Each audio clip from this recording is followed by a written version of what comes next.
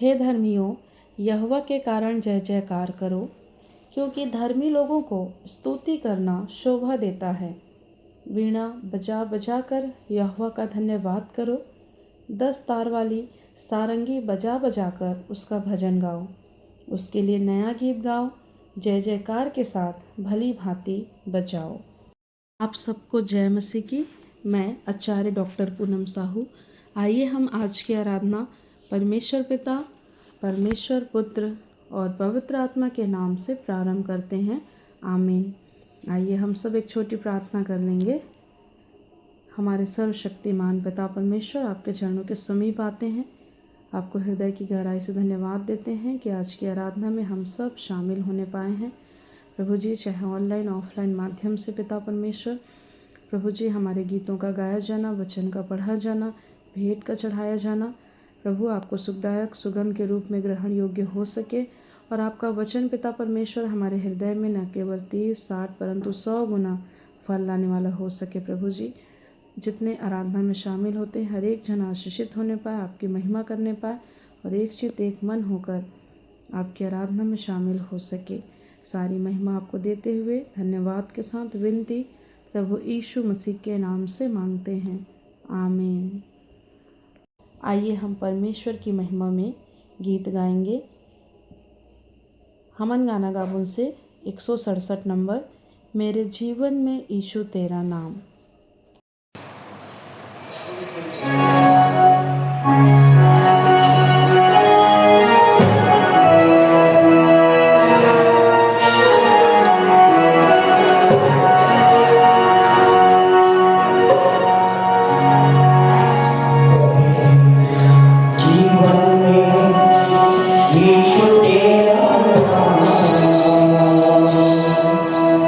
जलाल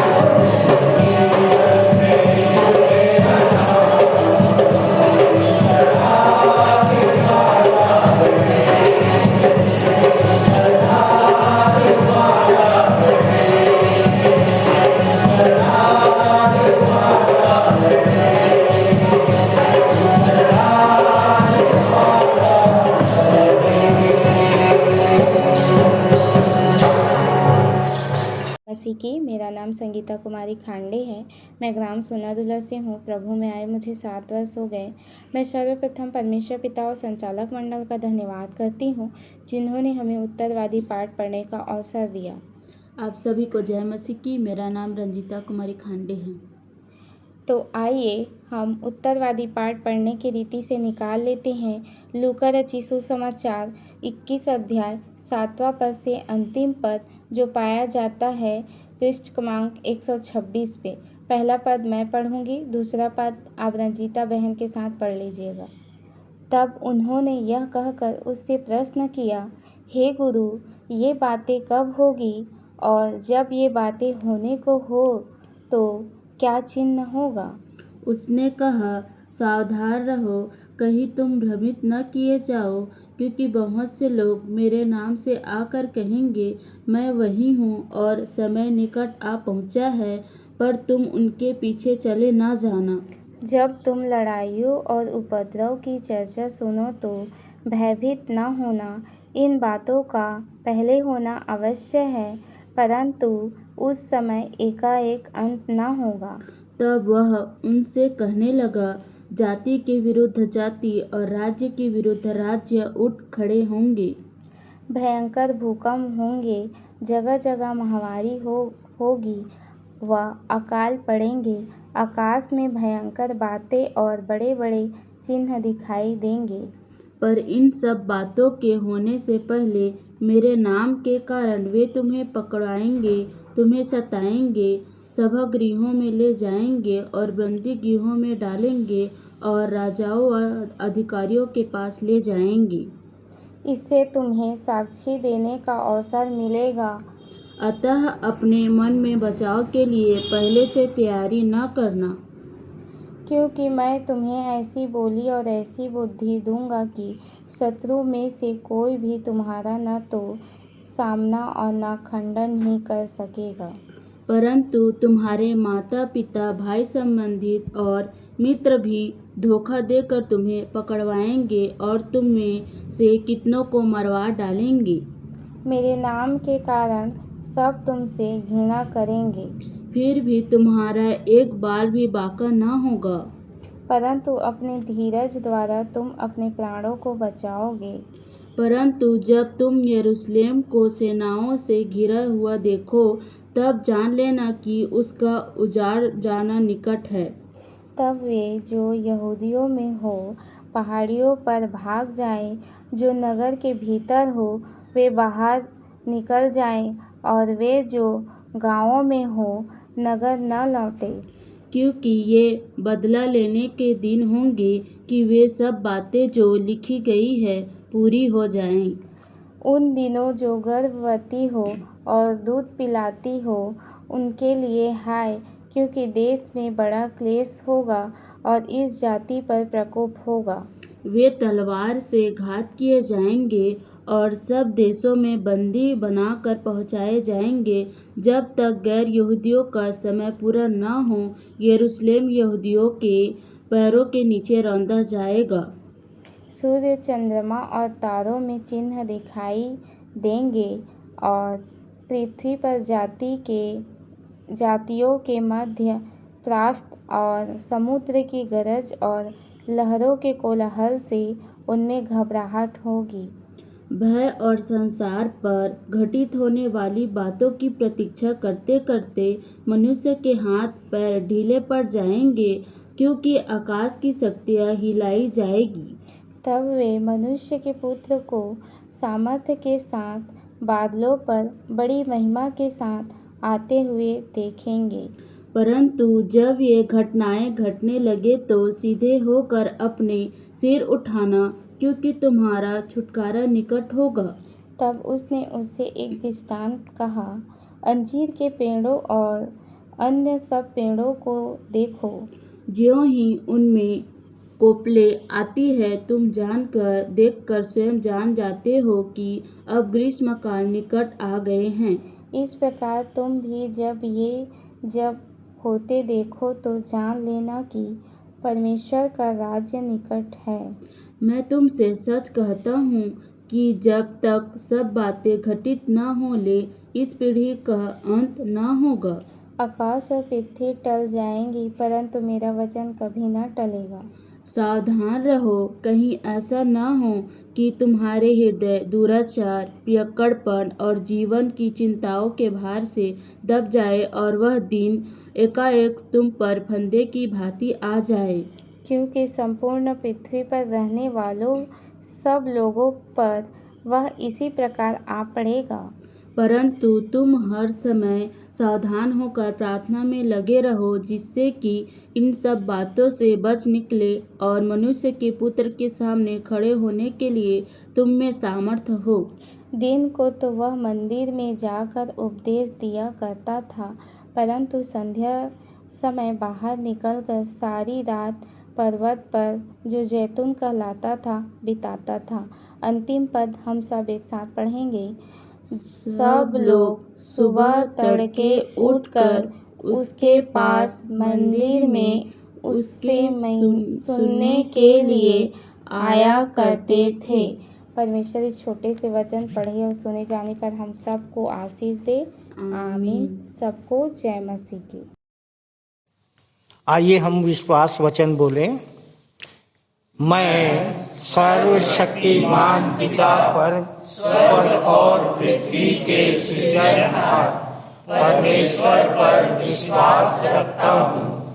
मैं उसके एकलौते पुत्र हमारे प्रभु यीशु मसीह पर, जो पवित्र आत्मा के सामर्थ के द्वारा कुमारी मरियम से जन्मा, जिसने पोंतियुस पिलातुस के राज्य में दुख उठाया, जो क्रूस पर टांगा गया और मारा गया, जो गाड़ा गया और अदृश्य लोक में पहुंचा, और तीसरे दिन मृतकों में से फिर जी उठा, जो स्वर्ग पर चला गया और सर्वशक्तिमान पिता परमेश्वर के दाहिने हाथ विराजमान है, और जीवितों और मृतकों का न्याय करने फिर आने वाला है।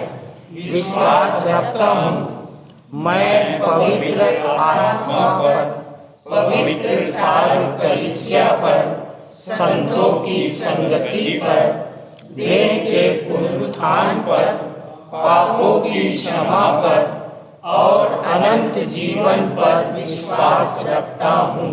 आमीन। सबको जय मसीह की।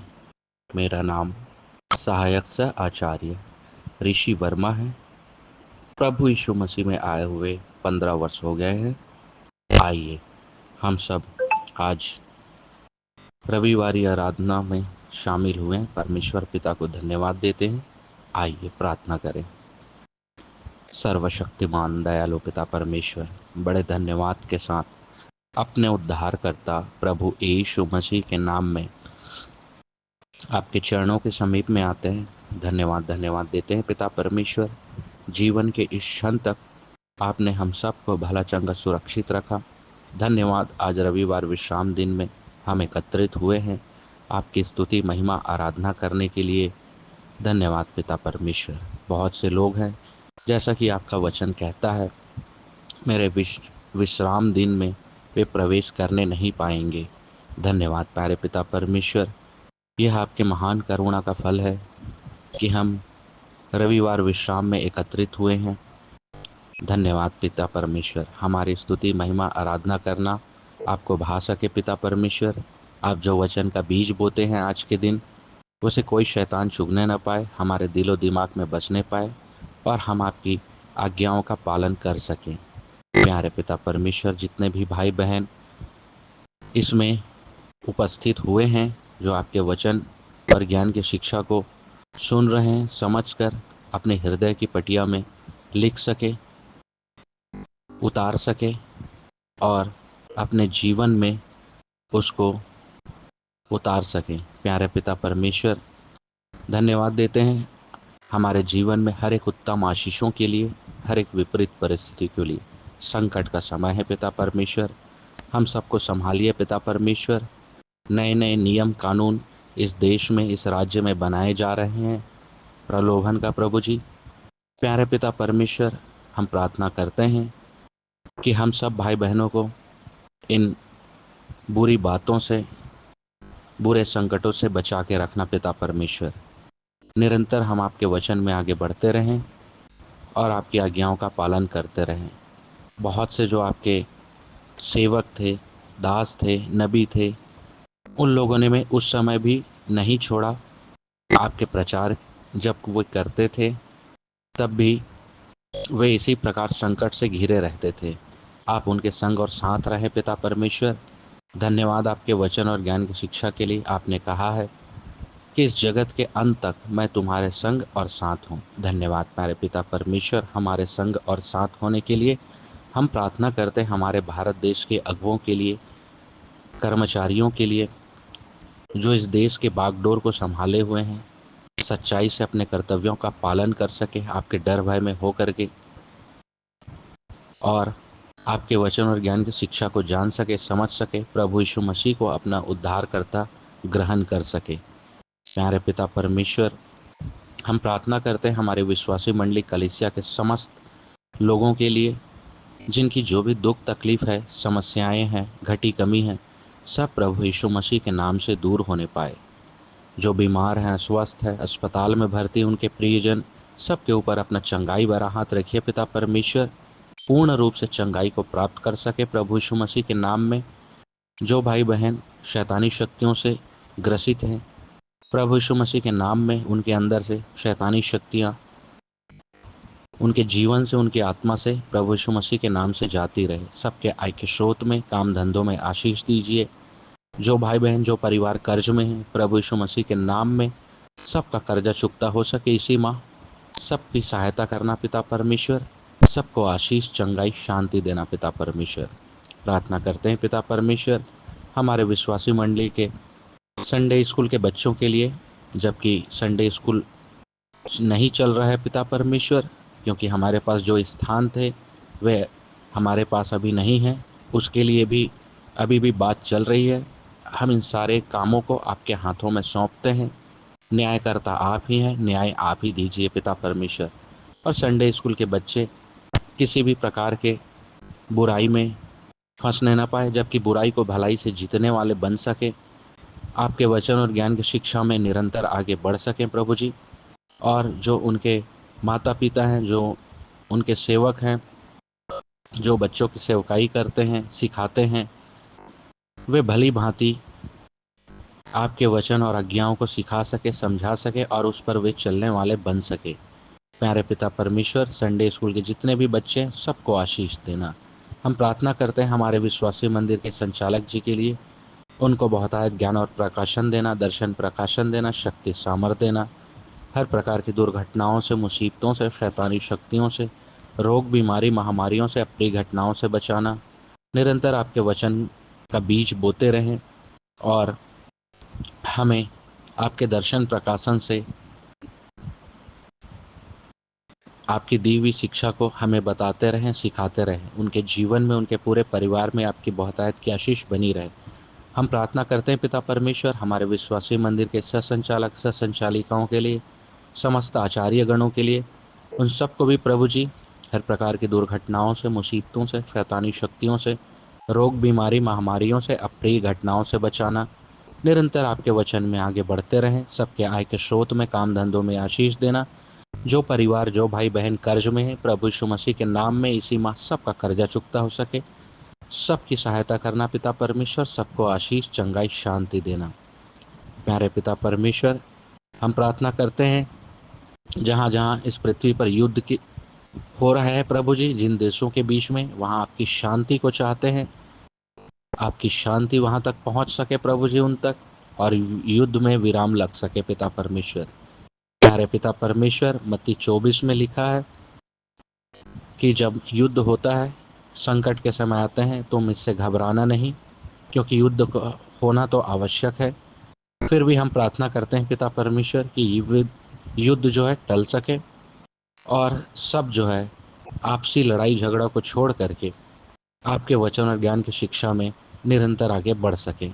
इस तरह आपकी आज्ञाओं का पालन करने वाले लोग बन सके। प्यारे पिता परमेश्वर, धन्यवाद देते हैं आज के दिन के लिए कि जहाँ जहाँ आज कलीसिया चल रही है पिता परमेश्वर, रविवार विश्राम दिन में आपकी उपस्थिति को चाहते हैं और आपकी उपस्थिति में आराधना संपन्न हो सके पिता परमेश्वर। आपके वचन और ज्ञान की शिक्षा को लोग भली भांति समझ सके। प्यारे पिता परमेश्वर, आज के दिन के लिए, इस समय के लिए हम आपको धन्यवाद देते हैं और आगे की आराधना को आपके हाथों में सौंपते हैं। आपसे आशीष, चंगाई, शांति को चाहते हैं। धन्यवाद के साथ इस प्रार्थना को अपना उद्धारकर्ता प्रभु यीशु मसीह के नाम से मांगते हैं, आमीन। आप सबको जय मसीह की। मेरा नाम दुर्गेश देवांगन है और मैं धन्यवाद देना चाहता हूं परमेश्वर पिता को कि मुझे आज संदेश देने का अवसर प्रदान हुआ, और पूरे संचालक मंडल को भी मैं धन्यवाद देना चाहता हूं। मुझे जो संदेश का विषय मिला है कुछ इस प्रकार से है कि दुख उठाना परमेश्वर का अनुग्रह है, सो खुशी से दुख उठाएं, ये सबसे आग्रह है। प्रियो, मैं अपने संदेश में जाऊं उससे पहले कुछ इधर उधर की बातें मैं आपको बताना चाहूँगा। सिर्फ 1 मिनट मैं आपसे लेना चाहूँगा। आपको पता है सांसारिक तौर पे या सांसारिक दृष्टि से हम सामने वाले व्यक्ति का, लोगों का अमीर है या नहीं, वो कितना पैसे वाला है, उसका स्टेटस क्या है, वो कैसे पता लगाते हैं? मैं बताता हूँ आपको, उसके घर से या उसके गाड़ी या कार से। और सही बात है कि अगर कोई व्यक्ति बड़ी गाड़ी में घूम रहा है, 50-60 लाख की कार में घूम रहा है, तो बड़ा अमीर होता होगा। कुछ अलग अलग सेगमेंट है प्रियो गाड़ियों में, जैसे लोअर सेगमेंट की गाड़ियाँ। इसमें छोटी गाड़ियाँ आती है जैसे i10, वैगन-आर, सेंट्रो, स्विफ्ट, टियागो और भी बहुत सी गाड़ियाँ आती है इस रेंज में, जिसकी कीमत 8 से 10 लाख रुपए की होती है। इसके ऊपर होता है मिड सेगमेंट, जिसमें Tata Nexon, Vitara Brezza, Creta, venue, MG Hector, Innova और ऐसे बहुत सारी गाड़ियाँ आती हैं जिसकी कीमत होती है 15 से 25 लाख रुपए। और इसके ऊपर होता है हायर सेगमेंट की गाड़ियाँ, जिसमें मर्सिडीज है, ऑडी है, और मर्सिडीज की कुछ मॉडल तो 1 से 1.5 करोड़ और 1.5 से 2 करोड़ तक के हैं। तो ये थी कुछ इधर उधर की बातें। अब मैं आपसे अपने संदेश में आता हूँ। प्रियो, मुझे जो टॉपिक मिला है वो ये है, दुख उठाना परमेश्वर का अनुग्रह है, सो खुशी से दुख उठाएं, ये सबसे आग्रह है। प्रियो, मेरा एक सवाल है इस विषय में कि क्या विश्वासियों को दुख उठाना चाहिए?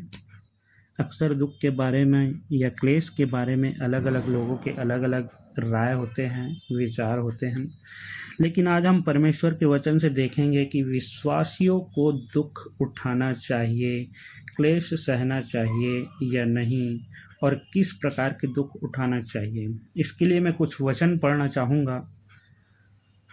आइए आप मेरे साथ निकाल लीजिए फिलिपियों की पुस्तक, उसका 1 अध्याय, उसका 29वां पद।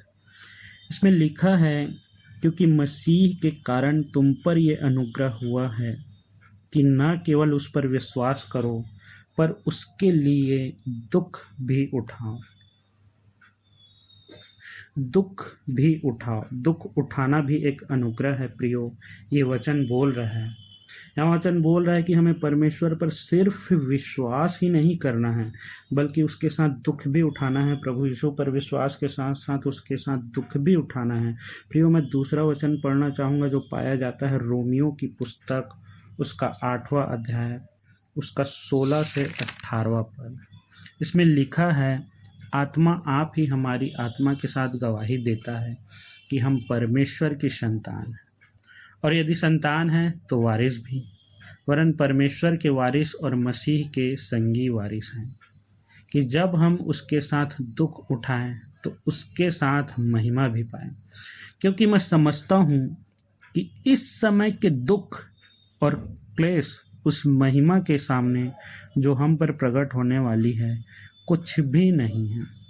प्रियो, यहाँ पर संत पौलुस भी बोल रहे हैं कि हमें मसीह के साथ दुख उठाना बहुत ज़रूरी है और ये हमारे लिए एक अनुग्रह है जो हम उसके साथ दुख उठाते हैं, क्योंकि जब हम उसके साथ दुख उठाते हैं तो महिमा भी वरन अनंत महिमा पाते हैं और उसके संगी वारिस बन जाते हैं। प्रियो, प्रभु यीशु मसीह हमें चंगाई देता है, छुटकारा देता है, हमारे पापों को दूर करता है, निर्बलता में सामर्थ्य की सिद्धि प्रदान करता है, वो हमें सामर्थी बनाता है। पर हमारे जीवन में थोड़ा सा भी दुख आता है, हम कुड़कुड़ाने लगते हैं, हम परमेश्वर को कोसने लगते हैं, जबकि ये दुख हमारे लिए एक अवसर होता है, एक अनुग्रह होता है कि हम उसकी संगे वारिस बने। इस दुख से हम उसके अनंत जीवन को पा सकें, स्वर्गीय राज्य को पा सकें। इस दुख से जब भी हमारे जीवन में प्रभु के नाम से या अपनी धार्मिकता के कारण दुख आए या उस दुख में हमें कुछ खोना पड़े, याद रखिए ज़रूर कुछ बड़ा मिलने वाला है। प्रियो, पहला थिस्सलुनीकियों उसका 3 अध्याय उसके 4 पद में लिखा है, क्योंकि पहले ही जब हम तुम्हारे यहाँ थे तो तुमसे कहा करते थे कि हमें क्लेश उठाने पड़ेंगे, और ऐसा ही हुआ। संत पौलुस फिर से यहाँ बोल रहे हैं कि क्लेश उठाने पड़ेंगे। और दूसरा तीमुथियुस 3 के 12वें पद में वचन बोलता है कि जितने मसीह यीशु में भक्ति के साथ जीवन बिताना चाहते हैं वे सब सताए जाएंगे। प्रियो, जितने भी लोग प्रभु यीशु में भक्ति के साथ, विश्वास के साथ, गंभीरता में जीवन बिताना चाहते हैं वे सब सताए जाएंगे। अब ये अलग अलग स्थल में, अलग अलग जगह में, जहाँ आप हैं वहाँ अलग अलग श्रेणी में, दुनिया के कौन से कोने में आप हैं वहाँ के वातावरण के हिसाब से आप सताए जाएंगे, आप पर दुख आएगा जिसे सहना है। प्रियो, अय्यूब के बारे में आप सभी ने बहुत बार पढ़ा होगा, सुना होगा, उसके जीवन के बारे में हम सभी जानते हैं। मैं एक बार फिर से अय्यूब के विषय में वचन से पढ़ाना चाहूँगा, आप सभी मेरे साथ निकाल लीजिए। अय्यूब की पुस्तक अध्याय 1 उसका 1 से 3 पद तक मैं पढ़ना चाहूँगा। और ये वचन में अभी के वर्तमान परिस्थितियों के हिसाब से पढ़ूँगा। तो यहाँ पर इस प्रकार से लिखा हुआ है कि उज देश में अय्यूब नामक एक पुरुष था। वह खरा और सीधा मनुष्य था और परमेश्वर का भय मानता था और बुराई से दूर रहता था। उसके 7 बेटे और 3 बेटियां उत्पन्न हुई। अब यहाँ ध्यान से सुनिएगा प्रिय वचन को। उसके पास 7000 लोअर सेगमेंट की गाड़ियाँ थी और मैंने एक गाड़ी की कीमत 8 से 10 लाख रुपए बताया था प्रिय। और आगे लिखा है 3000 ऊँट, मतलब मिड सेगमेंट की, मिडिल क्लास की गाड़ियाँ जिसकी कीमत मैं 15 से 25 लाख बताया था, वो 25 लाख वाली गाड़ियाँ 3000 थी उसके पास। और 500 जोड़ी मर्सिडीज और 500 ऑडी जैसे कारें थी। और आप लोगों ने शुरू में ध्यान नहीं दिया होगा कि क्या गाड़ियों का रेट बता रहा है करके, पर आप अब उसका वैल्यूएशन कर सकते हैं कि 500 जोड़ी मर्सिडीज मतलब एक का रेट 1.5 से 2 करोड़, तो 1000 इंटू 2 करोड़ आपका कैलकुलेटर तक हिसाब नहीं कर पाएगा उसकी धन संपत्ति के बारे में। और इसके बावजूद बहुत सी दास दासियाँ थी, वरन उसके पास इतनी संपत्ति थी कि पूर्वी देशों के लोग में वह सबसे बड़ा था। और अचानक उसके ऊपर ऐसा बड़ा दुख आता है कि वे सब नष्ट हो जाता है। सारे बेटे बेटियां खत्म, सारा धन दौलत खत्म, खुद के शरीर में इतनी सारी समस्याएं और रोग, फिर भी वो परमेश्वर को धन्यवाद देता है। परमेश्वर को भूमि पर गिर के दंडवत करके कहा कि मैं अपनी माँ के पेट से नंगा निकला और वहीं नंगा लौट जाऊंगा। यहोवा ने दिया और यहोवा ने लिया, यहोवा का नाम धन्य है। प्रियो, अय्यूब के जैसा दुख हमारे जीवन में अगर 1% भी आ जाए तो हम सह नहीं पाते, हम परमेश्वर को कोसते हैं। अगर हमारे पास घर है, कार है, बच्चे हैं और अचानक से कुछ भी चीज़ इसमें से खो जाए तो हम परमेश्वर को कोसने लगेंगे कि प्रभु, मैं तो दास था, मैं तो तेरा दास था, तूने मुझसे ये क्यों छीन लिया? आशीष देने के बजाय उल्टा मेरे संतान को, मेरे घर को, मेरी संपत्ति को तूने मुझसे छीन लिया। ये सब कहने लग जाते हैं, जबकि अय्यूब ने परमेश्वर को इस दुख में धन्यवाद देकर, दुख को सहकर वो सब जो उसने खोया था वो सब फिर से दुगने रूप में पाया। सो प्रियो, हम भी अपनी धार्मिकता के कारण और परमेश्वर के कारण दुख उठाएं। दुख उठाना परमेश्वर का अनुग्रह है, सो खुशी से दुख उठाएं, ये सबसे आग्रह है। इतना कहकर मैं अपनी वाणी को विराम देना चाहता हूँ। आप सबको जय मसीह की। प्रभु भोज विधि का संचालन आचार्य श्री प्रेमलाल पटनायक जी करेंगे। मेरा नाम प्रेमलाल पटनायक है। आइए हम प्रभु भोज में जाएं। प्रभु भोज यीशु मसीह के बलिदान को स्मरण करना है।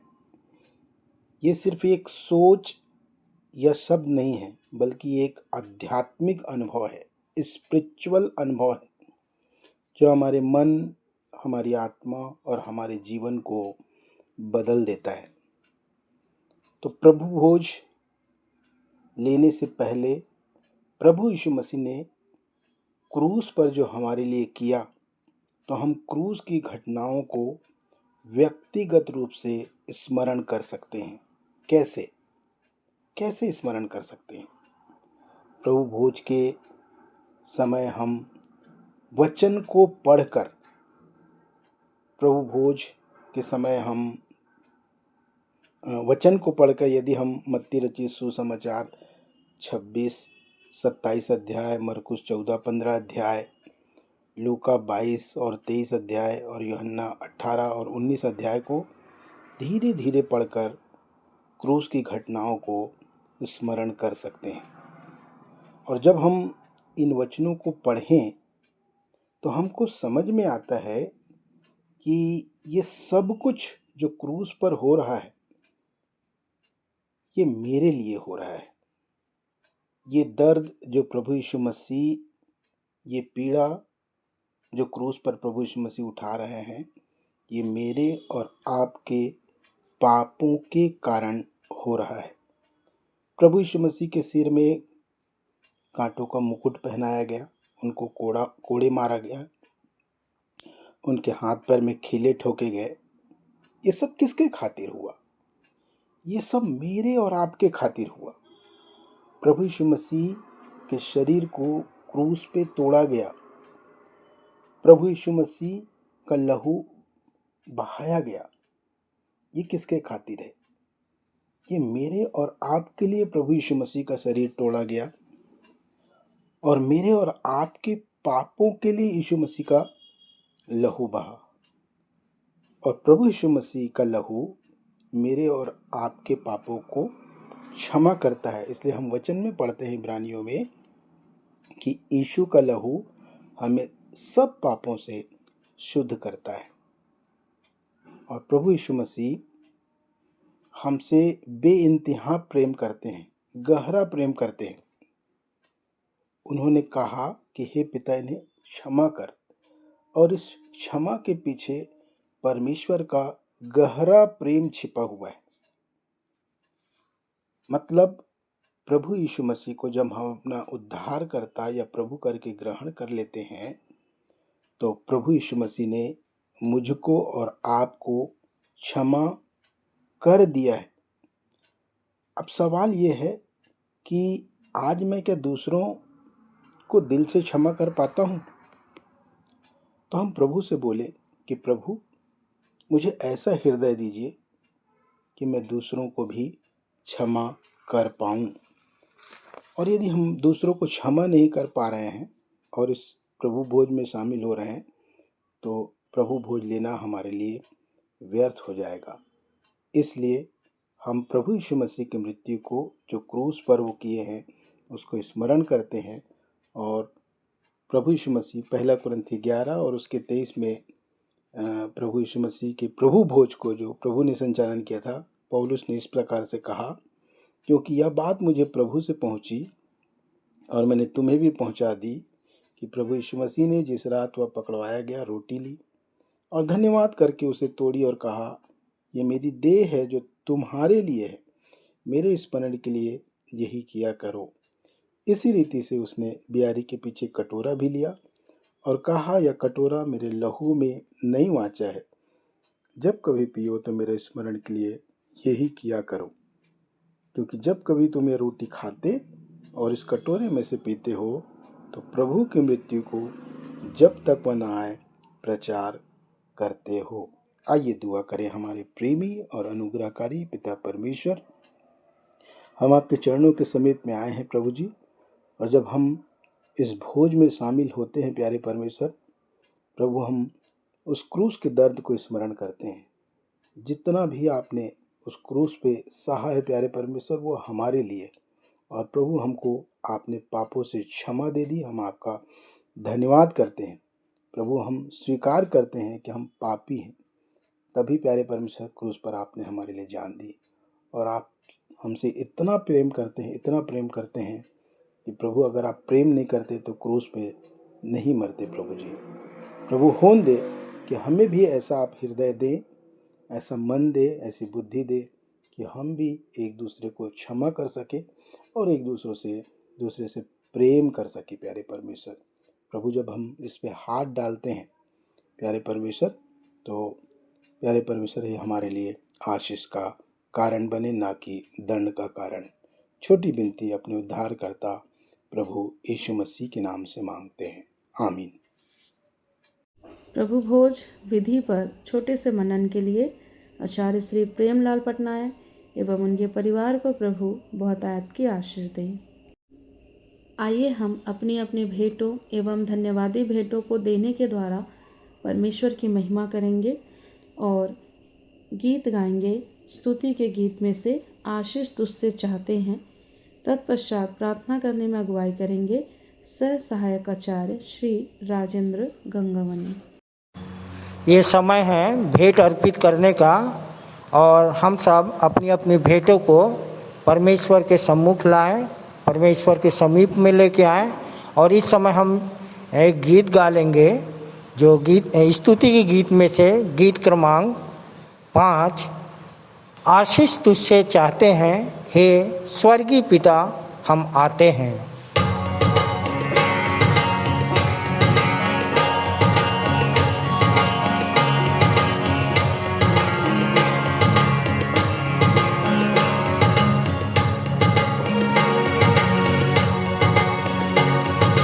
आशीष तुझसे चाहते हैं हे स्वर्गीय पिता हम आते हैं। आशीष तुझसे चाहते हैं हे स्वर्गीय पिता हम आते हैं। कोई खूबी है नालिया का बख्शो हमको अपनी ताकत।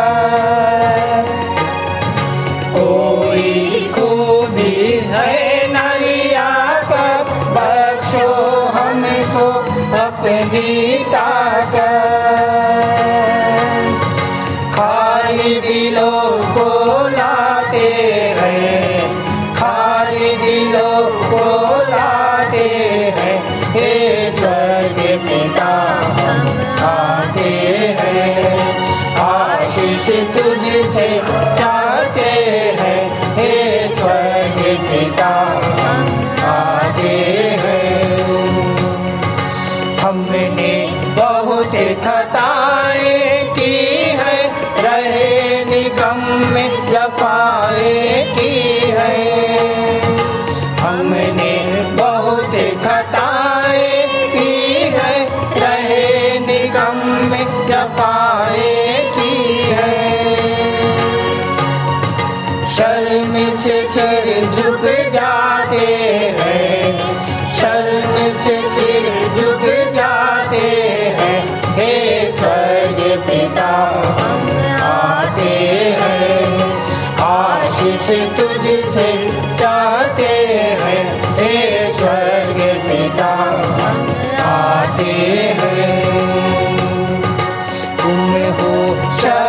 शक्तिमान प्रभु जी, कुदरत तुम्हारी शान प्रभु जी। तुम हो शक्तिमान प्रभु जी, कुदरत तुम्हारी शान प्रभु जी। हम लोचन हम गाते हैं, हम लोचन हम गाते हैं, हे स्वर्ग पिता हम आते हैं।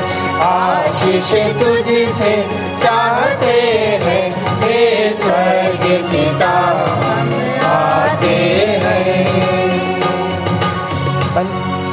बंदे को तू कभी न भूले, दुखी सहे दुनिया में तूने। बंदे को तू कभी न भूले, दुखी सहे दुनिया में तूने। उसी प्यार को चाहते हैं, उसी प्यार को चाहते हैं, हे स्वर्ग पिता हम आते हैं। आशीष तुझसे चाहते हैं, हे स्वर्ग पिता हम आते हैं। आप सबको जय मसीह की। मेरा नाम सहायक सहचर राजन गंगावने है। मंदिर आते मुझे 12 वर्ष हो चुके हैं। आइए प्रार्थना करें, हाथों को जोड़े, सरों को झुकाए, अपने बस की ओर लगाए। आकाश के झरोखे खोल कर उत्तम से उत्तम आशीषों की वर्षा करने वाले ये हमारे दयालु पिता परमेश्वर आपके चरणों के समीप आते हैं और आपको धन्यवाद धन्यवाद धन्यवाद धन्यवाद देते पिता, जो आपने अब तक संभाल के रखा, जितों के बीच रखा, हम मर मिटने गए, महाकरुणा का फल है, उसके धन्यवाद। प्रार्थना करते पिता, सप्ताह भर जो आपने आशीष दिए, उसी आशीष में कुछ अंश पिता आपके चरणों के समीप लाते, इसे बड़ी दया से ग्रहण कीजिए पिता। ये अंश पिता, ये भेंट पिता आपकी बढ़ती की राज में, आत्मा बचाने में, मंदिर के हर एक कार्य में खर्च हो सके। और जिन छोटे बड़े हाथों ने दिया है पिता, उनके उनके पूरे परिवार पर आशीष देना, कोई बात की घटी कमी उनके जीवन में ना होने देना। हम सब ने पिता अपने अपने घरों में रख छोड़ा है, उसे आशीष देना, बुद्धि देना, क्या ताकि अच्छे कामों के लिए हम खर्च करने वाले हो सके। इन सब से बढ़ के अपने शरीरों को जीवित, पवित्र और परमेश्वर को भावता और बलिदान करने वाले हो सके, और मोद्रिस महत्व के बचे, परंतु निर्बलता में सामर्थ की सिद्धि को पाने वाले हो सके। प्रार्थना का धन्यवादी बेटों के लिए पिता, जो अपने अपने बाड़ियों का प्रतिफल पिता लाए है पिता परमेश्वर, आज पवित्र दिन में लाते पिता, तो उनके खेत खलियान पिता हमेशा हरे भरे रहे, कोई बात की घटी कमी जीवन में ना होने पाए। और तुझसे प्रार्थना करते पिता परमेश्वर, धन्यवादी बेटों के लिए जिसके जन्मदिन की खुशी में और पिता शादी के सालगिरह की खुशी में पिता परमेश्वर बेटों को चढ़ाते हैं, तो उनके उनके पूरे परिवार पर आशीष देना, कोई बात की घटी कमी उनके जीवन में ना होने देना, और उनके जीवन में पिता ये अवसर बार बार आने वाला हो सके। मैं तुझसे प्रार्थना आगे की पिता ऑनलाइन आराधना को आपके पवित्र हाथों में सौंपते, छोटी सी विनती, उद्धार करता यीशु मसीह के नाम से दुआ को मांगते हैं, आमीन। उत्तरवादी पाठ पर हम मुख्य संदेश सुन लेंगे हमारे संचालक जी से। प्रभु यीशु मसीह के मधुर और मीठे नाम में आप सबको जय मसीह की। पिता परमेश्वर का कोटि कोटि धन्यवाद करते हैं कि उसके दया अनुग्रह में हम सब सुरक्षित पाए जाते हैं, और ये स्वर्ण अवसर मिला है कि उसके वचन में से हम कुछ सीख सकें। सो मेरी और आपकी शिक्षा के लिए आज का जो उत्तरवादी पाठ है वह है लूका 21 और 5 से 38 हमको दिया गया है। सो प्रियो, इसके पहले के वचन में हम आगे बढ़े, मैं स्मरण करता हूँ कि व्यवस्था विवरण 18:13 में ऐसा लिखा है, तू अपने परमेश्वर यहोवा के सन्मुख सिद्ध बना रहना। और नए नियम में आते हैं तो मत्ती 5:48 में है कि सिद्ध बनो जैसा तुम्हारा परमेश्वर पिता सिद्ध है। तो प्रियो, ये सिद्धि हमको कैसे प्राप्त हो सकती है? और इस सिद्धि को प्राप्त करने के लिए हमको वचन को गहराई से समझना है, और न केवल समझना है बल्कि व्यवहारिकता में, प्रैक्टिकल में हमको सो करके आजमाना है।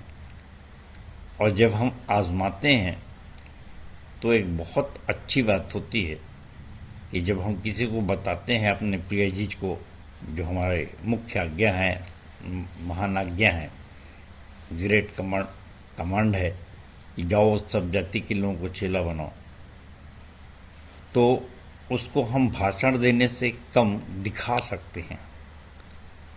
और यही सिद्धता का प्रमाण है। और वो ये कहता है कि ऐसा हमसे हो नहीं सकता कि जो कुछ हमने देखा है, सुना है, उससे ना कहें। तो इस आइडिया को, इस तरीके को जिसे यीशु मसीह ने अपनाया था, उसको समझने और करने की मनसा अपने मन में रखें। और आज के वचन में हम आगे बढ़ते हैं। तो मैं आपके सामने पढ़ रहा हूँ लूका 21 के पहली चार आयतें, जहाँ इस प्रकार से लिखा है। मैं गिडियन बाइबल से पढ़ रहा हूँ। उसने आंखें ऊपर उठाई और देखा कि धनवान अपना अपना दान भंडार में डाल रहे थे। उसने एक कंगाल विधवा को भी तांबे के 2 छोटे छोटे सिक्के डालते देखा। तब उसने कहा, मैं तुमसे सच सच कहता हूं कि इस कंगाल विधवा ने उन सबसे बढ़कर दान दिया है, क्योंकि इन सब ने अपनी अपनी बचत में से दान दिया, परंतु इसने अपने कंगालपन में से अपनी जीविका का जो कुछ था सब डाल दिया। प्रियो, पुरानी बाइबल में यहाँ पर 2 दमड़ियाँ लिखाया हुआ है। सो प्रियो, मैं जब इस पर विचार कर रहा था तो मैंने सोचा कि अगर एक ही वचन पे हम रुक जाएं और सोचें, तो मैं सोचता हूँ कि जो भी उत्तरवादी पाठ होता है, सवेरे हम लोग मनन करते हैं और हफ्ते भर हम इस पर चर्चा करते रहे। और देखिए, ये 2 दमड़ी की भेंट क्यों यीशु मसीह को स्वीकार की? क्योंकि उसमें सर्वस्व था। और जैसे जैसे हम आगे बढ़ते जाते हैं, मैं और आप, हमारी संपत्ति बढ़ जाती है, हमारा मान सम्मान बढ़ जाता है, और उसके कारण से हमारी बड़ी इज्जत होती है। और किसी नौकरी में भी हैं तो हमको प्रमोशन पे वगैरह मिल जाता है, तो हमारी सीनियरिटी के कारण से हमारी कुछ और रिस्पेक्ट होती है। तो उस हिसाब से हम धीरे धीरे यद्यपि हम भौतिक रूप से तो बढ़ते हैं, परंतु आध्यात्मिक रूप से छोटे बनने में कटने लग जाते हैं। और ये यदि हम पौलुस के वचन को याद करें, 2 कुरिन्थियों 12:9, कि उसने, परमेश्वर ने मुझसे कहा, मेरा अनुग्रह तेरे लिए बहुत है, क्योंकि मेरी सामर्थ निर्बलता में सिद्ध होती है। तो ये जो निर्बलता आती है, पौलुस फिर कहता है कि जब मैं निर्बल होता हूं, तब मैं बलवान होता चला जाता हूं। तो ये अनुभव व्यक्तिगत रूप से हम में से कितने लोगों ने प्राप्त किया है? और प्रैक्टिकल में अगर देखा जाए तो जब हमारा प्रभाव बढ़ता है, हमारी उम्र बढ़ जाती है, हमारे बाल पक जाते हैं और हमारा पद बढ़ जाता है, हमारे जब धन दौलत बढ़ जाते हैं, तो हमारी इज्जत भी बहुत बढ़ जाती है। और फिर उतनी हम डरने और घबराने लग जाते हैं। ऐसा क्यों है? इसीलिए कि हम अपने परमेश्वर यहोवा के सन्मुख सिद्ध नहीं बने रह पाते, कि हम जानते हैं कि यिशै के 8 पुत्रों में से दाऊद सबसे छोटा था, सबसे कमज़ोर था, लेकिन उसी को परमेश्वर ने चुना कि मैं अपना महान काम करवाऊंगा, और उसने गोलियत को मारा। और यदि एलिया को देखें तो वो कितना शक्तिशाली नज़र आता था जब उसको सारपत की विधवा के पास भेजा गया, और वो नाले में सो रहा है और चट्टान में पत्थर में सो रहा है और नाले का पानी पी रहा है। और जब वो उस विधवा के घर पहुंचने से पहले क्या देखता है कि वो लकड़ी बीन के ले जा रही है, यानी उसकी गरीबी का अंदाज़ा हम लगा सकते हैं। ऐसे पात्रों को चुन करके परमेश्वर अपना काम कराता है। तो हम किस दिशा में जा रहे हैं? क्या हम 2 दमड़ी वाले बन रहे हैं और हर दृष्टिकोण से निर्भर बनने का प्रयास कर रहे हैं?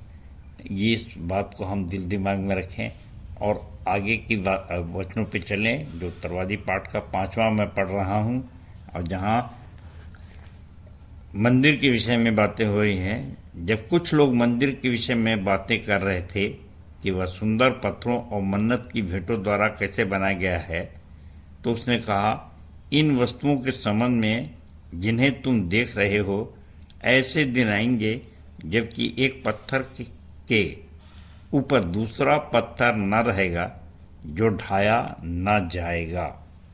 यहाँ पर भी चेले मंदिर के वैभव को बताना चाह रहे हैं, परंतु परमेश्वर का वचन कहता है कि ये भी ढा दिया जाएगा। प्रियो, ये आज के विषय पर हम जो चल रहे हैं वो है युग के अंत के लक्षण, और ये जितनी वैभव की बातें सब खत्म होती जाएंगी। और अब अगर हम इस बात को दिल दिमाग पर रखे हैं तो आइए चलते हैं कि हमको बढ़ना किधर है। और इसलिए 8वां पद कहता है, चौकस रहो, भरमाए न जाओ, बी अटेंशन। उसने कहा, सावधान रहो, कहीं तुम भ्रमित न किए जाओ, क्योंकि बहुत से लोग मेरे नाम से आकर कहें बहुत से लोग मेरे नाम से आकर कहेंगे, मैं वही हूं और समय निकट आ पहुंचा है, पर तुम उनके पीछे चले न जाना। आज संदेशों का भरमार है और मैं नहीं चाहता कि किसी की आलोचना करूं या किसी की मैं तुलना करूं, परंतु बहुत से लोग भ्रमित हैं, ये सोच करके मैं बड़ा दुखित होता हूं। और इसलिए मैंने शुरू से ही जब प्रारंभ किया तो प्रकाशन और दर्शन जो थे बोर्ड में लिखा, पुस्तक में लिखा, प्रतिदिन सुबह से समझाता हूं कि कैसे कैसे एक बड़ी पीढ़ी भ्रमित चली आ रही है। और सच कहूं तो बहुत से लोग तो समझते भी नहीं, बिल्कुल ही नहीं समझते। न उनको पाप समझ में आता, न प्रेम समझ में आता, न उद्धार समझ में आता। पर हाँ, बहुत अच्छे प्रचारक हैं, बहुत अच्छा संदेश दे लेते हैं, तो लोग उसकी तरफ चले जाते हैं। यहाँ लिखा, तुम उनके पीछे चले मत जाना। देखने का जो मापदंड है वो बहुत अच्छे से पौलुस समझाया 2 कुरिन्थियों 11-14 में, कि क्योंकि शैतान आप भी उज्ज्वल रूप धारण करता है। इसमें कोई आश्चर्य की नहीं, क्योंकि शैतान भी ज्योतिर्मय स्वर्गदूत का रूप धारण करता है। इसलिए यदि उसके सेवक की भी धार्मिकता के सेवक होने का रूप धारण करते हैं तो इसमें कोई आश्चर्य नहीं, और उनका अंत उनके कार्यों के अनुसार होगा। और कई बार ये बातें कही गई हैं, पर इसको कैसे समझें, ये है आपको उस संदेश को समझना पड़ेगा। क्योंकि मैंने पहले बताया कि हवा बहकाई गई थी, और इस एक सेंटेंस पर कि तू निश्चय ना मरेगी। और हमारे लिए सबसे बड़ी चीज़ है कि जो बड़ा आनंदित कर देते हैं, हमारे दिल को गदगद कर देते हैं, हमारा भविष्य को बहुत उज्जवल बता दिया जाता है और उनको सही बात नहीं बताई जाती, डांटी नहीं जाती, क्योंकि वो नाराज हो जाएंगे। उनको प्रैक्टिकल का सत्य नहीं बताया जाता, अपने आप को बहुत धार्मिक बताते हैं वे। प्रियों, बहुत करीबी के लोगों के साथ मेरा जो व्यवहार होता है, मैं उनको बताने की कोशिश करता हूँ, अपनी कमजोरियाँ, अपनी बुराइयों का वर्णन ज़्यादा करता हूँ कि देखो आज भी मेरे संग वही है रोमी 7 का वो, कि जिस बुरे काम को मैं नहीं करना चाहता वही बुराई मुझसे होती है। परंतु मैं अभी अपने आप को अभागा नहीं समझता जैसे पौलुस नहीं समझता था, और वो प्रभु मुझे हर एक बुराइयों से पर नियंत्रित करता है, संभालता है। प्रियों, ये मेरे और आपके लिए, दोनों के लिए आनंद की बात है। इसके कारण से न मैं और न आप भरमाए नहीं जाते और परमेश्वर का काम हम निरंतर करने पाते हैं, क्योंकि परमेश्वर की आत्मा हमारी अगुवाई करती है। परमेश्वर की पवित्र आत्मा हमारी रक्षा रखवाली करती है, हमारा मार्गदर्शन करती है, जिसके कारण से आज तक हम इन कार्यों को, सब जाति को चेला बनाने के कार्य में सफल हो सके हैं। आगे की जो परेशानियां आती हैं, वहाँ पर 9 से 11 में कहता है कि तुम लड़ाइयों युद्धों की चर्चा सुनोगे, बलवे देखोगे, भूंडोल होंगे, अकाल और बीमारियां आएंगी, और ऐसे सारे समय पे हमको वही आत्मा स्थिर करती है। फिर 12 से 15 पद में है कि तो लोग तुम्हें सताएंगे मेरे नाम के कारण से, और पंचायतों में सौंपेंगे, थाना कचहरी में भेजेंगे। और यहाँ पर एक अच्छा है कि तुम मेरे नाम की गवाही के लिए ये सब विपत्तियाँ तुम्हारे ऊपर आएंगी। तो अब अवसर है कि अगर आप सिद्ध हैं, परफेक्ट हैं, तो आप इन सब बातों को इन सब सताओं में आप कहेंगे ये स्वर्ण अवसर, और ये स्वर्ण अवसर है हमारे लिए कि हम सताए जा रहे हैं, हम बंदीगिरी में डाले जा रहे हैं, और यहीं पर हमारी बुद्धि खुलेगी। ये है सिद्धता, और नहीं तो हम इससे घबरा कर भागेंगे तो बड़ी समस्या पैदा होगी। क्योंकि और भी कठिन बात लिखता 1619 में कि तुम्हारे बैरी घर ही के लोग होंगे। 16वां पद में पढ़ रहा हूँ यहाँ पर, परंतु तुम्हारे माता पिता, भाई, संबंधी और मित्र भी धोखा देकर तुम्हें पकड़वाएंगे और तुम में से कितनों को मरवा डालेंगे। मेरे नाम के कारण सब तुमसे घृणा करेंगे, फिर भी तुम्हारा एक बाल भी बांका न होगा, परंतु अपने धीरज के द्वारा तुम अपने प्राणों को बचाओगे। कितनी अद्भुत बात है और कितने आनंददायक बात है कि लोग तुम्हें मरवा डालेंगे पर तुम्हारा बाल बांका नहीं होगा। अगर ये सीन हमको देखने को मिल जाए तो किससे बढ़ के मैं सोचता हूँ कि कोई और आनंद की बात इस संसार में हो ही नहीं सकती। तो इसके आगे के संदेश के लिए हम अपने संदेश के दूसरे भाग में चल रहे हैं। आइए चलते हैं। और अब हम संदेश के दूसरे भाग में हैं।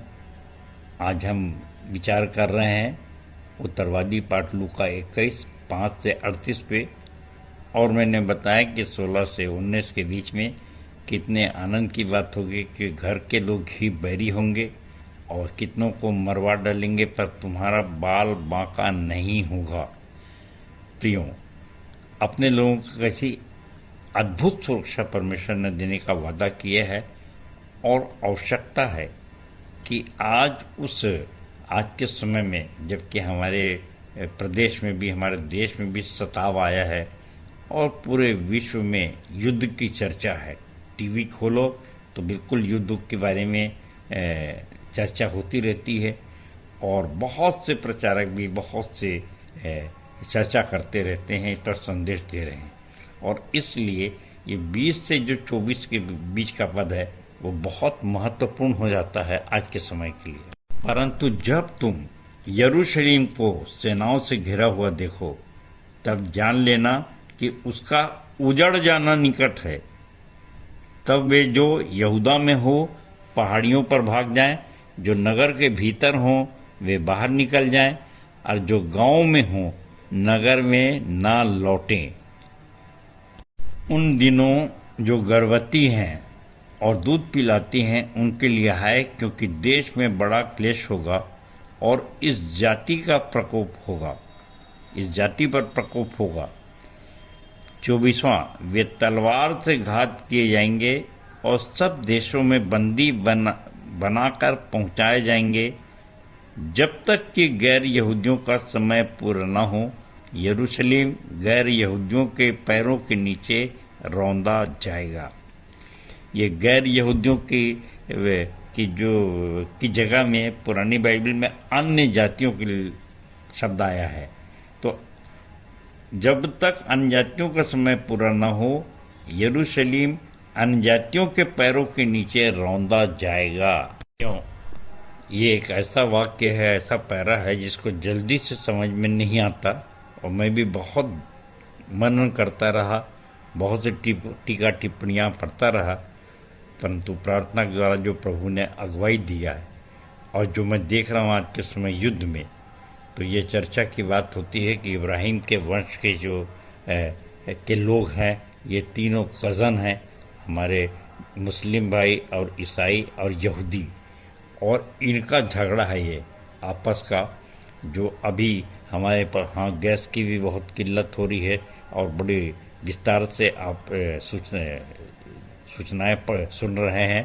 और सारांश में एक लाइन में अगर मैं कहूँ तो उसका अर्थ ये होता है कि अन्य जातियों का राज्य खत्म और परमेश्वर के राज्य का प्रारंभ। यहाँ पर हम स्मरण करते हैं रोमियो 14:11, इस प्रकार से लिखा, हर एक घुटना मेरे आगे झुकेगा और हर एक जीभ मुझको अंगीकार करेगी। क्योंकि इन तीनों में से जो भी युद्ध लड़ रहे हैं, मार काट कर रहे हैं, ईसाई नहीं हो सकते, क्योंकि यीशु के राज में यीशु ने पहले भी कहा, पतरस अपने तलवार अपने म्यान में रख, जो तलवार से मारते हैं वे तलवार से मारे जाएंगे। तो कहीं युद्ध तो है ही नहीं, और जो नए नियम के अनुसार हम जानते हैं कि हमारा युद्ध अंधकार की शक्तियों से। सो परमेश्वर के सारे हथियार बांध लो, और अगर हम परमेश्वर के हथियार बांध रहे, सत्य से कमर कस रहे हैं, धार्मिकता की झिलम पहने हुए, पैरों में मेल के सुसमाचार के जूते, उद्धार का टोप, तो ये जो हमारा जो युद्ध है, हमको तुम एक बार नहीं हजारों बार, हम प्रतिदिन घात किए जाते हैं, 1000 बार मार डालो, हम प्रतिदिन घात किए जाते हैं, हम वध होने वाली भेड़ों की नहीं गिरे, परंतु इन सब बातों में उसके द्वारा जिसने हमसे प्रेम किया जयवंत से भी बढ़कर है। तो जो इतना सिद्ध है, जो ये जानता है कि मैं जयवंत से बढ़कर हूँ, तो उसके लिए तो ये सब बात बड़े आनंद की होगी। और ऐसा अवसर वो सोच रहा है कि कब मिलेगा ऐसा स्वर्ण अवसर कि लोग मुझे आएंगे, मारेंगे और काट डालेंगे, और इसके बाद भी मैं जिंदा रहूँगा। प्रारंभ के वचन को याद रखिए, जब उसने कहा कि ये युग के अंत के लक्षण है कि मंदिर टूटेगा, पत्थर से पत्थर नहीं बचेगा जो ढाया नहीं जाएगा।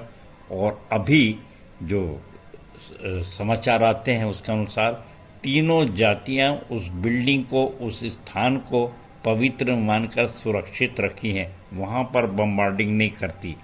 परंतु मेरे और आपके लिए, हमारे लिए कौन सा यरूशलेम है जिससे कि हमको सुरक्षित रखना है, हम जो विश्वासी हैं। तो ये एक बहुत ही मनन का विषय है, और हम सब जानते हैं कि हम प्रकाशित वाक्य में लिखा है नया यरूशलेम होगा क्या। और इस आनंद के लिए आप प्रकाशित वाक्य 21 का मैं दूसरा पद पढ़ रहा हूँ, आप पूरा पढ़ सकते हैं। नया आकाश और नई पृथ्वी को कैसे के विषय में लिखा है। फिर मैंने पवित्र नगर नए यरूशलेम को स्वर्ग पर से परमेश्वर के पास से उतरते देखा और वह उस दुल्हन के समान थी जो अपने पति के लिए श्रृंगार किए हो। तो प्रियो, सारी जो समाचार है उसका सारांश है कि भाई आज ये तीनों कज़न भाई जो हैं इब्राहिम के वंश के, ये तीनों के तीनों इस यरूशलेम की सुरक्षा के लिए आपस में लड़ भी नहीं रहे और ध्यान यहीं तक बस सीमित रखें, जबकि इनके समझ में ये बातें आएंगी या नहीं आएंगी कि कोई नया यरूशलेम आसमान से आएगा, उतरेगा और आप पर मैं जो विश्वास कर रहे हैं, तो बहुत ही आनंद की बात है कि अब यहाँ से देखिए कितने आनंद के समाचार प्रारंभ होते हैं। ये 27 के बाद तो 27वां पद देखिए। तब वे मनुष्य के पुत्र को सामर्थ के साथ बादलों पर बड़ी महिमा के साथ आते हुए दिखेंगे। परंतु जब ये घटनाएं घटने लगे तो सीधे होकर अपने सिर उठाना, क्योंकि तुम्हारा छुटकारा निकट होगा। के पश्चात इस बात को समझाने के लिए यीशु मसीह ने 29 से 31 पद में अंजीर के वृक्ष के विषय का उदाहरण देकर समझाया कि कैसे हम उससे सारी परिस्थितियों को देखकर कि समझते हैं कि हाँ, ईश्वर का आगमन, यीशु मसीह का आगमन निकट है और ये सब बातें अंत के समय के लक्षण हैं। और इसलिए उसने 32वें पद में कहा कि 32वें पद में कहा, मैं तुमसे सच सच कहता हूँ कि जब तक सब बातें घटित न हो लें, इस पीढ़ी का अंत न होगा। आकाश और पृथ्वी टल जाएंगे, परंतु मेरा वचन कभी नहीं टलेगा। प्रियो, बड़े ध्यान से इसको समझने की जरूरत है कि जब तक ये बातें पूरी ना हो, इस पीढ़ी का अंत नहीं होगा, इस युग का अंत नहीं होगा। 24वें पद से मिला करके 32वें पद को कई बार पढ़िए तो एक बात समझ में आएगी कि अन्य जातियों के द्वारा अन्य जातियों रौंदी जा रही हैं, गैर यहूदियों के द्वारा गैर यहूदी रौंदे जा रहे हैं और इनमें आपस का झगड़ा है। हम ईसाइयों का कोई झगड़ा नहीं है, सब बातें मिलकर हमारे लिए आनंद ही यही बातें हैं। इसलिए फिर से प्रियो, वही चेतावनी है, बड़ी बड़ी बात है 34 से 36 पद में कि हम अपने वैभव में डूबे न रहें। सावधान हो, कहीं ऐसा ना हो कि तुम्हारे हृदय दुराचार, पियक्कड़पन और जीवन की चिंताओं के भार से दब जाए और वह दिन एकाएक तुम पर फंदे की भांति आ जाए, क्योंकि संपूर्ण पृथ्वी पर रहने वाले सब लोगों पर वह इसी प्रकार आ पड़ेगा।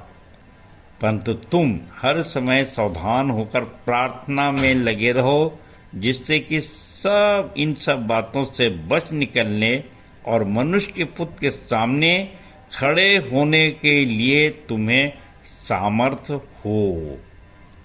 इसीलिए प्रियो, इसलिए मैंने कहा कि हम अगर जो महान आज्ञा है उसको पूरी कर रहे हैं, प्रार्थना में और सब जाति को चेला बनाने में लगे हैं, तो ये समझ लिए सब बातें मिलकर हमारे लिए भलाई को उत्पन्न करेंगे और आनंद ही आनंद हमारे जीवन में रहेगा।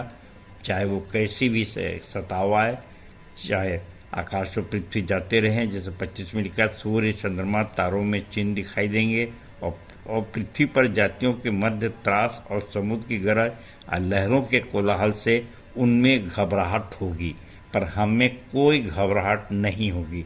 हम सब बातों को आनंद के रूप में देख रहे हैं और इसलिए इस बात पर बहुत सावधान रहिए कि यीशु मसीह की दिनचर्या कैसी थी और हमारी दिनचर्या कैसी है।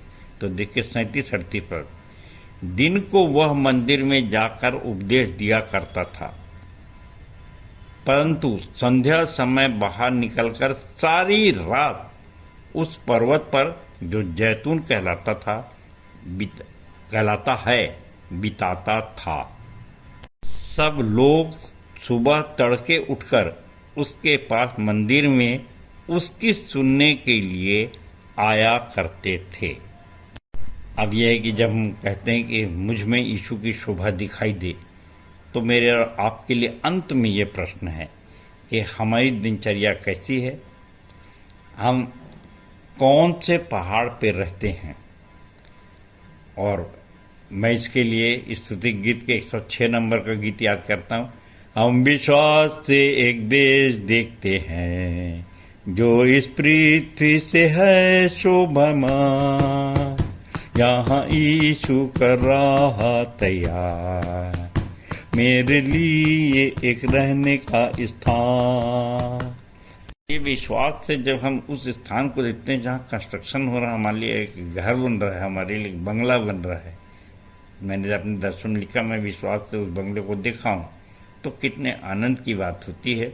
और इसके लिए जो दूसरा गीत है वो बहुत ही प्यारा 123 नंबर का स्तुति गीत से, तू तो जिएगा देखने से यीशु की ओर, तब भी पाएगा जीवन का दान। तो देखवा तुझको बचाएगा अब, जिसके क्रूस के ही द्वारा है तान। देख के जी तू तो जिएगा देखने से यीशु की ओर, तभी पाएगा जीवन का दान। रात के लिए जो आनंद की बात है प्रियों, अगर हम ऐसी दिनचर्या बिताते हैं तो निश्चित रूप से वो अपने प्रियों को सुख की नींद देता है। और जैसा भजन संहिता 19:2 में लिखा है कि दिन से दिन बातें करता है, रात को रात ज्ञान सिखाती है। सो रात को प्रकाशन और दर्शन मिलता है, जिससे सवेरे आके हम अपने प्रियों से बांट देते हैं। तो कि कितने कितने आनंद की बात है कि चाहे कुछ भी हो संसार में, हम जो परमेश्वर के विश्वासी हमारे संग जब यीशु मसीह है, तो सारी बातें मिलकर हमारे लिए भलाई ही को उत्पन्न करती हैं। मुझको कवि के बोल याद आते हैं, आग लगी हमारी झोपड़िया में, हम गाएं मल्हार। यानी देखिए कि किसी घर में अगर आग लग जाए तो कभी मल्हार या आनंद के गीत गा सकता है क्या? नहीं गा सकता। लेकिन हमारे लिए कितने आनंद की बात है कि सारा संसार अगर युद्ध में ख़त्म हो जाए, सूर्य और चांद भी धोखा दे जाए, अपनी प्रकाश न दें, तो भी हमारे पास एक प्रकाश है जो हमेशा काल का प्रकाश है, और वो है प्रभु यीशु मसीह। सो आइए हम इस प्रकाश में चलकर प्रभु यीशु मसीह के साथ अनंत निवास में प्रवेश करें। परमेश्वर अपने वचन के कहे जाने पर आशीष दे। सबको जय मसीह की, जय मसीह की और जय मसीह की। धन्यवाद। उत्तरवादी पाठ पर सुंदर सारगर्भित एवं व्यवहारिक संदेश के लिए हमारे मंदिर के संचालक जी एवं उनके पूरे परिवार को प्रभु बहुतायत की आशीष दे। हम अपनी आराधना के अंतिम भाग में हैं और इस समय हम गीत गाएंगे हमन गाना गाबुन से 13 नंबर का, राजाओं का राजा है प्रभुओं का प्रभु है। प्रार्थना करने में अगुवाई करेंगे सह संचालक रेवरेंड श्री आशीष जलाल और सह संचालिका डॉक्टर अल्पना राम जी की आशीष से आज की सभा का समापन करेंगे। आइए प्रभु की महिमा में हम गीत गा लेंगे हमन गाना गाबो से 13 नंबर, प्रभु दे रहे हैं मन्ना, तो आइए हम गाएं होसन्ना। राजाओं का राजा है प्रभुओं का प्रभु है।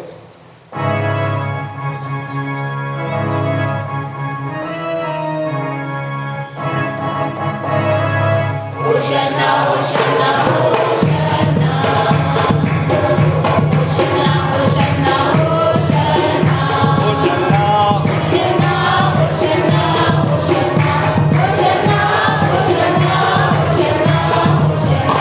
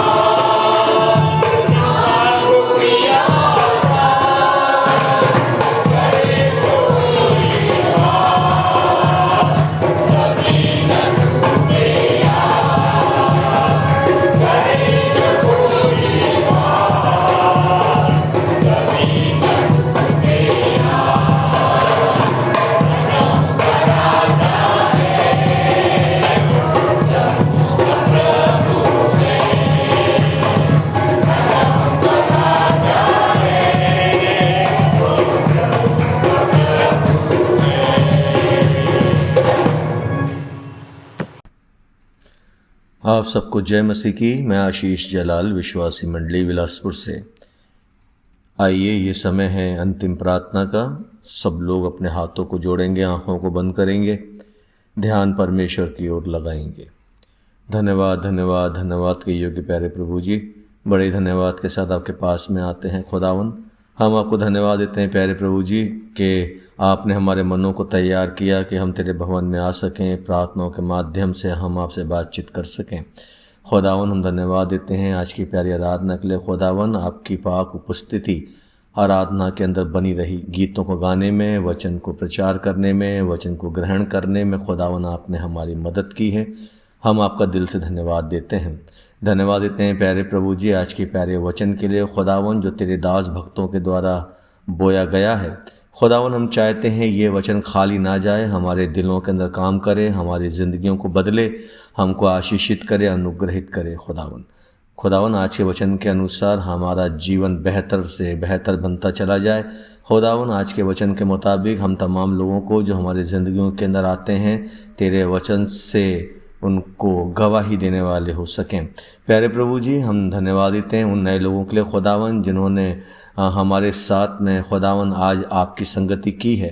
प्यारे प्रभु जी, हम चाहते हैं उनके जीवन में जो भी परेशानियां हैं, बीमारियां हैं, रोग हैं, मुसीबतें हैं, दुष्ट आत्माएं हैं, यीशु मसीह के नाम से जाती रहें। आपके बेटे खुदावन यीशु मसीह के लोगों के बारे में उन तमाम नए लोगों को हम बांध देते हैं। खुदावन, हम चाहते हैं पिता कि हम हमेशा तेरे संग में और तेरे साथ में बने रहें।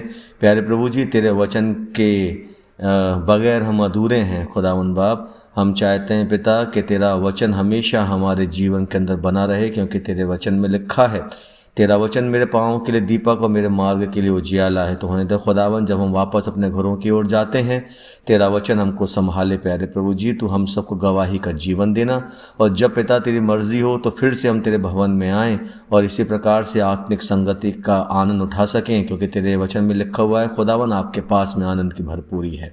फिर से खुदावन तेरा धन्यवाद देते हैं आज की प्यारी आराधना के लिए। खुदावन, हर एक को संभाल, हर एक को आशीष देना। सब कुछ तेरे हाथों में सौंपते हुए छोटी विनती यीशु मसीह के नाम से मांगते हैं, आमीन। हे हमारे पिता, तू जो स्वर्ग में है, तेरा नाम पवित्र माना जाए, तेरा राज्य आए, तेरी इच्छा जैसे स्वर्ग में पूरी होती है, वैसे ही इस पृथ्वी पर भी पूरी हो। हमारे दिन भर की रोटी आज हमें दे, और जैसे हमने अपने अपराधियों को क्षमा किया है, वैसे ही तू भी हमारे अपराधों को क्षमा कर, और हमें परीक्षा में ना डाल, परंतु बुराई से बचा, क्योंकि राज्य, पराक्रम और महिमा सदा तेरे ही हैं। आमीन। आइए आशीष ग्रहण करें।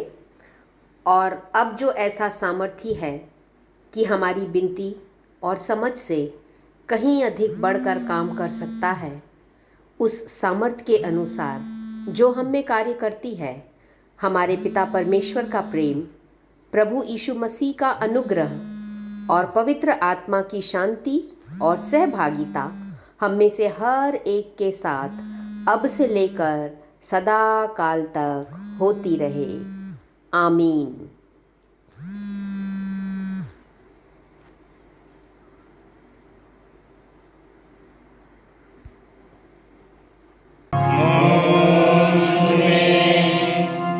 यीशु की शोभा दिखाई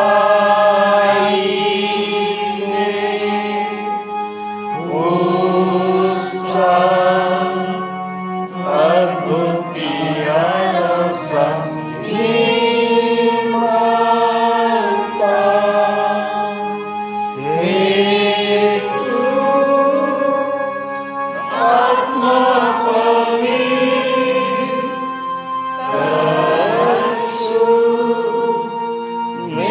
तेरा शरीर मुझ में यीशु की शोभा दिखाई दे।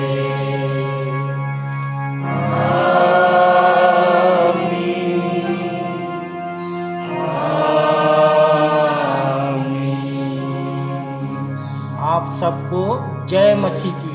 जय मसीह की।